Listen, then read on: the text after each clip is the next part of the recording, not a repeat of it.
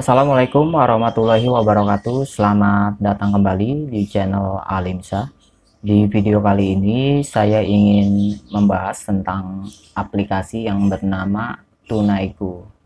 Banyak sekali pertanyaan yang datang ke saya untuk membahas aplikasi tersebut ya. Jadi di video kali ini saya ingin mereview dan membahas tentang aplikasi Tunaiku. Apa resikonya ketika kita mengalami keterlambatan ataupun gagal bayar di aplikasi Tunaiku di 2020 saat ini? Oke, sebelum kita lanjut, buat teman-teman yang belum subscribe channel ini, jangan lupa untuk di subscribe, like, dan aktifkan tombol lonceng ya, agar saya lebih bersemangat dalam memberikan informasi seputar pinjaman online. Oke, untuk aplikasi Tunaiku, sekali lagi saya informasikan, Tunaiku ini sangat berpengaruh ya terhadap Slick ataupun BI checking. Tetapi masih banyak juga orang-orang yang menganggap bahwa aplikasi tersebut itu adalah aplikasi ilegal. Sebenarnya tidak ilegal ya. Legalitas aplikasi Tunaiku ini izin usahanya resmi karena memang mereka itu naungan bank ya, yaitu dari Bank Amar. Aplikasi Tunaiku itu kalau kita cek di daftar list otoritas jasa keuangan itu tidak ada. Karena aplikasi Tunaiku itu bukan bagian dari fintech. Aplikasi Tunaiku itu produk bank.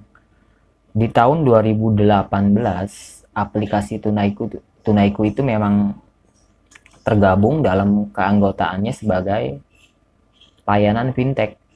Tetapi keanggotaannya itu akhirnya dilepas oleh pihak Bank Amar dan sekarang bukan bagian dari fintech tetapi produk bank.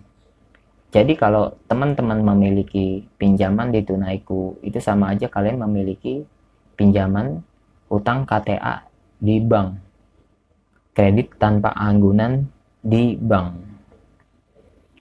Saya sering sekali membahas tentang aplikasi-aplikasi yang mereka memang bekerja sama atau produk dari bank itu biasanya sangat berpengaruh terhadap Slick ataupun BI checking ya. Jadi aplikasi-aplikasi yang memang mereka dalam naungan bank itu biasanya sangat berpengaruh terhadap BI checking. Jadi ketika kalian mengalami keterlambatan ataupun pernah gagal bayar di aplikasi Tunaiku, itu biasanya mereka punya kewenangan untuk melaporkan nasabah tersebut ke BI checking ataupun Slick. Lalu bagaimana dengan DC ketika nasabah itu mengalami gagal bayar? Apakah akan didatangkan? Yang jelas pasti akan didatangkan. Karena jangkauan debt collector dari aplikasi Tunaiku ini sangat luas ya. Hampir di setiap wilayah itu tercover oleh mereka. Apalagi untuk wilayah Jabodetabek, biasanya akan didatangkan. Tetapi memang ada beberapa nasabah yang tidak didatangkan. Biasanya faktor alamat ya, yang sangat mempengaruhi sehingga nasabah tersebut tidak didatangkan oleh pihak DC dan akhirnya gagal bayar. Untuk aplikasi Tunaiku ini ada ya DC lapangannya. Apalagi untuk wilayah Jabodetabek biasanya itu didatangkan. Di luar Jabodetabek untuk wilayah Jawa Barat, Jawa Timur, Jawa Tengah itu juga biasanya didatangkan. Kalaupun tidak didatangkan itu biasanya karena faktor alamat ya. Mungkin karena nasabah tersebut pindah, itu biasanya tidak akan didatangkan ya oleh DC mereka. Tetapi ketika kalian gagal bayar, resikonya adalah BI checking kalian atau Slick kalian itu akan jelek.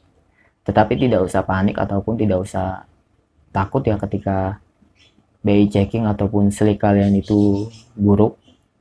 Kalaupun kalian ingin membersihkannya kembali, kalian cukup datang ke kantor otoritas jasa keuangan ya. Lalu kalian minta keringanan pokok, meminta surat keringanan dari otoritas jasa keuangan untuk melunasi utang pokoknya saja. Itu biasanya nanti dikasih.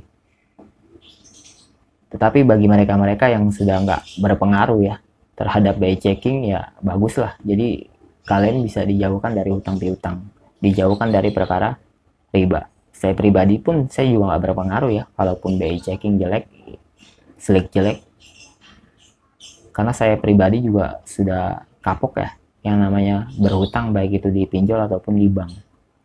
Saya pribadi itu jujur saya pernah mengalami gagal bayar di banyak aplikasi, dan juga saya pernah gagal bayar di bank.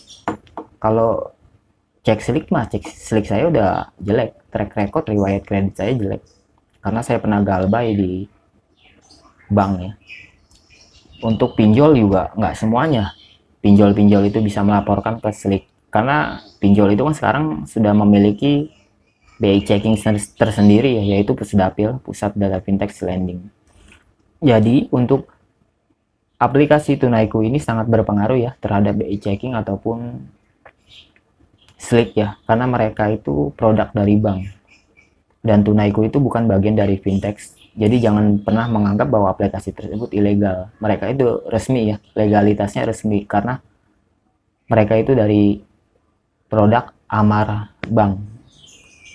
Aplikasi Tunaiku itu sangat berpengaruh terhadap slick dan BI checking. Beberapa hari yang lalu ada yang sempat melapor ke saya ya. Beliau itu melakukan pengecekan di slick, dan ternyata ketika dicek slicknya itu ada laporan dari pihak Amar Bank, track recordnya buruk ya, karena pernah mengalami gagal bayar. Dan ini adalah contoh slick yang dilaporkan oleh pihak Bank Amar. Nah, jadi sekali lagi saya informasikan untuk aplikasi Tunaiku itu sangat berpengaruh ya terhadap BI checking ataupun slick karena produk dari bank. Untuk debt collectornya hampir setiap wilayah itu tercover ya oleh mereka, apalagi untuk wilayah Jabodetabek ataupun di luar Jabodetabek itu tercover oleh mereka. Tetapi memang ada beberapa nasabah yang tidak didatangkan oleh pihak DC mereka, biasanya karena faktor alamat ya, apa mungkin karena nasabah tersebut pindah, biasanya nggak didatangkan. Selama alamat itu tercover oleh mereka, itu biasanya akan didatangkan oleh pihak DC mereka. Nah, untuk DC, lapangan mereka ada ya. Tapi untuk di wilayah-wilayah seperti Papua, Sumatera, itu biasanya jarang sekali ya didatangkan oleh DC-DC mereka. Karena jangkauannya yang jauh juga ya. Berarti ongkos. Nah, untuk aplikasi Tunaiku ini berbeda ya dengan aplikasi-aplikasi lain. Apalagi limit yang diberikan itu sangat besar ya. Nominalnya bisa sampai 20 jutaan untuk pencairan limitnya aja. Jadi sekali lagi saya informasikan ya ke teman-teman, kalau untuk aplikasi Tunaiku itu sangat berpengaruh terhadap BI checking dan memiliki DC lapangan ya. Apalagi untuk wilayah Jabodetabek. Nah, biasanya pihak DC lapangan ini datang setelah keterlambatan 3 bulan ya. Tetapi beda halnya di saat sekarang ini nih. Di saat krisis seperti ini, di saat pandemi corona ini, banyak sekali DC-DC dari aplikasi yang mendatangkannya lebih cepat. Tidak seperti biasanya. Beberapa hari yang lalu ada yang sharing juga ya ke saya ya.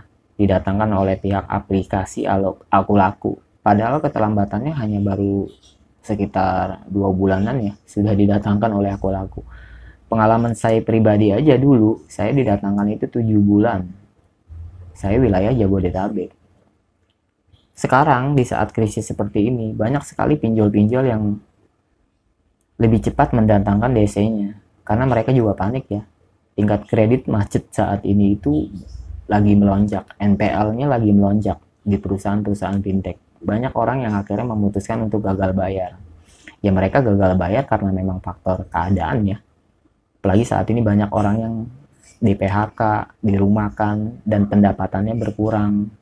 Itulah akhirnya banyak orang yang memutuskan untuk gagal bayar, dan tingkat kredit macet di fintech itu melonjak tinggi. Dan ini bisa menjadi pukulan telak buat mereka ya. Bisa-bisa bangkrut kalau tingkat kredit macet itu tinggi. Makanya saya selalu menyarankan ke teman-teman, kalau kalian punya pinjaman di aplikasi ilegal saat ini, lebih baik kalian gak usah bayar. Tetapi kalau untuk aplikasi-aplikasi yang legalitasnya resmi dan terdaftar, kalian prioritaskan saja. Kalau kalian memang punya duit ya kalian bayar. Kalian selesaikan utang piutangnya di rumah aja. Kalian negosiasikan utang pokok.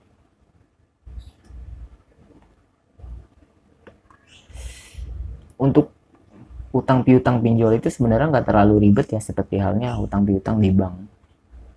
Utang piutang di pinjol itu hampir bisa kita tangani dengan sendirinya. Apalagi kalau udah didatangkan oleh pihak desanya ke rumah. Untuk bernegosiasi pokok itu sangat mudah. Yang penting kita itu jujur apa adanya aja. Selama kita tidak menyanggupi ya jawab jujur aja. Jangan pernah menjanji-janjikan juga ya ke pihak desanya kapan mau dibayar. Jawaban yang baik adalah saya akan membayarkan ketika ada uang. Udah gitu aja. Apalagi di saat krisis seperti ini, yang mesti kalian prioritaskan adalah kebutuhan diri kalian dan keluarga ya. Karena mau sampai kapan kalian terus-terusan terjebak di aplikasi pinjol. Mau sampai kapan kalian jadi ATM berjalan, lebih baik malu sesaat lah, daripada kalian terus-terusan jadi budak pinjol. Nah jadi sekali lagi saya informasikan untuk aplikasi Tunaiku itu sangat berpengaruh terhadap BI checking, dan besar kemungkinan itu pasti didatangkan oleh pihak DC-nya karena mereka ini produk bank ya, jadi sangat berpengaruh terhadap BI checking.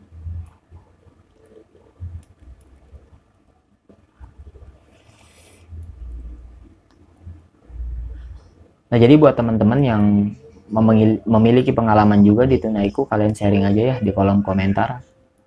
Kalian berbagi informasi ke teman-teman yang lain agar yang lain juga tahu ya, dan dapat mengurangi rasa kepanikan mereka dan kegalauan mereka dari jeratan pinjol. Jadi saya di sini mengajak kalian sekalian semua untuk sharing bersama-sama. Kita perangi riba bersama-sama, kita perangi pinjol bersama-sama. Oke, untuk video kali ini tentang aplikasi Tunaiku saya akhiri sampai di sini ya. Semoga informasi ini bisa memberikan manfaat ke teman-teman. Wassalamualaikum warahmatullahi wabarakatuh.